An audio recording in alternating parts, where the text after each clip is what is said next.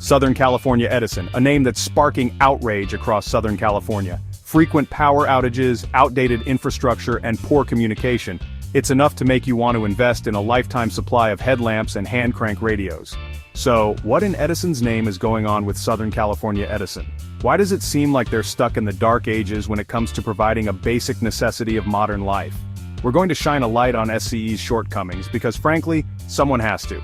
We'll delve into the frequency of these outages, the creaky infrastructure, and a customer service experience that could make a robot long for the sweet release of death. Buckle up because we're about to unravel this electrifying mess and explore potential solutions. Stick around and we'll break it all down. Let's talk about the elephant in the room, or rather, the lack of an elephant in the room, because it's too dark to see anything. Imagine sitting in your living room, the only light coming from the flicker of a flashlight or a candle. Power outages have become a regular occurrence for many SCE customers. It's almost as if the grid has a vendetta against us.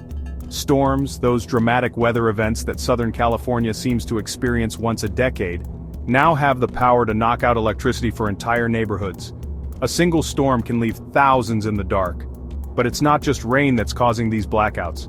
Snow, sleet, and even a drizzle can wreak havoc on our fragile infrastructure. Heat waves, those periods of intense sunshine that make you question your life choices of living without central AC, can also overload the grid and leave you sweating in the dark. The heat can be unbearable, and without power, there's no relief. And let's not forget about the wind. A stiff breeze is all it takes to send power lines tangling like headphones in your pocket, leaving you to ponder the cruel irony of having a fully charged phone with no Wi-Fi.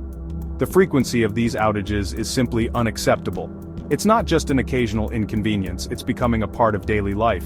We're not talking about minor inconveniences here, we're talking about disruptions to daily life, spoiled groceries, missed work deadlines, and the slow, agonizing death of your phone battery. The impact is far-reaching and deeply frustrating. It's enough to make you want to build a Faraday cage around your entire house and live off the grid. The thought of self-sufficiency becomes more appealing with each blackout.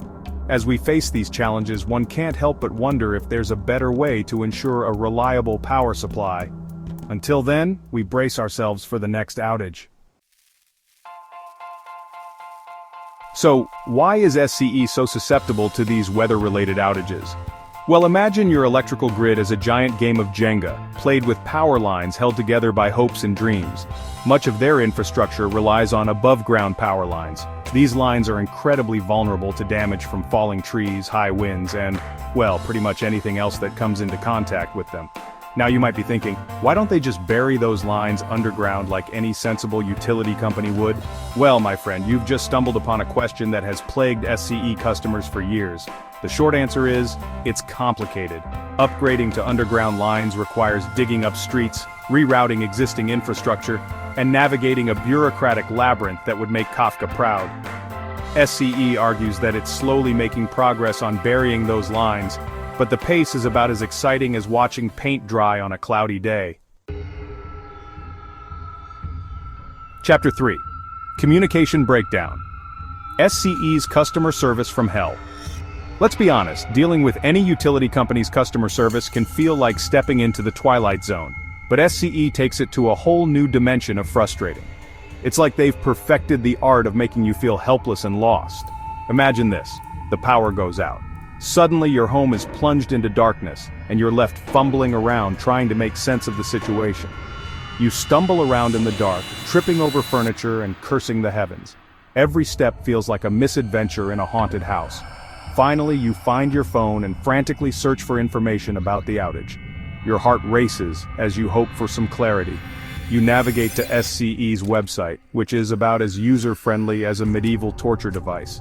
The interface is clunky, and finding relevant information feels like solving a complex puzzle. After what feels like an eternity, you find the outage map, only to be greeted by a spinning wheel of doom. It's as if the website is mocking your desperation. When the map finally loads, it shows a vague blob encompassing half the county, with an estimated restoration time of checking. The lack of precise information only adds to your frustration. Desperate for answers, you attempt to call customer service. You hope that speaking to a real person will provide some relief. You brace yourself for an excruciating hold time, But nothing could have prepared you for the symphony of elevator music and pre-recorded messages that assaults your ears. Each passing minute feels like an hour. SCE's communication is a masterclass in vagueness and broken promises. The entire experience leaves you feeling more in the dark than when the power first went out. Chapter 4.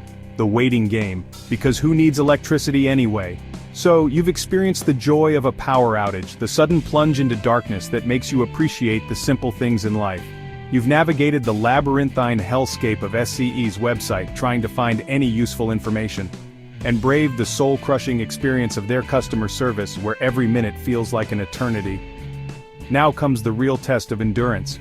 Waiting for the power to be restored. Hours tick by, each one slower than the last.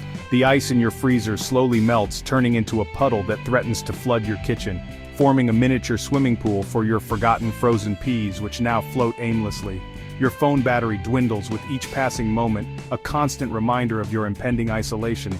Like a tiny digital clock counting down to your descent into technological isolation, you feel the anxiety build. You find yourself staring out the window, hoping for a sign of life, a flicker of light. Envying the neighbors across the street who seem to have miraculously retained their electrical sovereignty, you wonder why you weren't so lucky. You start to question everything you thought you knew about the universe, pondering the fairness of it all. Why them, and not you? What did you do to deserve this? What cosmic injustice have you committed to deserve this fate? Days turn into nights and still the darkness persists. And still the darkness persists, an unending void that swallows your patience. You've exhausted your supply of candles, each one burning out faster than the last, and resorted to using your phone's flashlight to navigate your own home. The frustration is palpable, almost tangible. SCE's slow restoration times are simply unacceptable, leaving you in a state of perpetual annoyance and helplessness. Outro power to the people and their appliances. So there you have it, a glimpse into the electrifying saga that is Southern California Edison. From frequent outages caused by the slightest breeze to outdated infrastructure that would make a Victorian engineer blush, SCE has a lot to answer for. But it's not all doom and gloom. There are solutions, rays of hope flickering in the darkness. SCE could invest in upgrading its infrastructure, burying those vulnerable power lines and creating a more resilient grid. But what do you think?